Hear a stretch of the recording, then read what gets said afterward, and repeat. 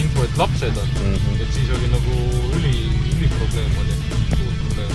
Selles mõttes, et ajaliselt on ju kõige parem aeg uisutada, et numbri ei ole peale. Ja just, et jää on sile. Jah, et see on mõttes. Aga muidu midagi neist kuuskirjast siis? Ei, seal vaat selle kollase äärega maja taga.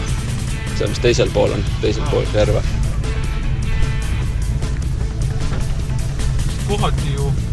Kohati need kohad, mis on nii-öelda nagu tunduvad vesised, need vist ei ole. Kalamehe puuraugud on.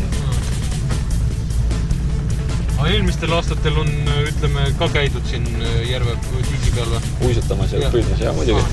Iga aasta. Täitsa tavaline asi.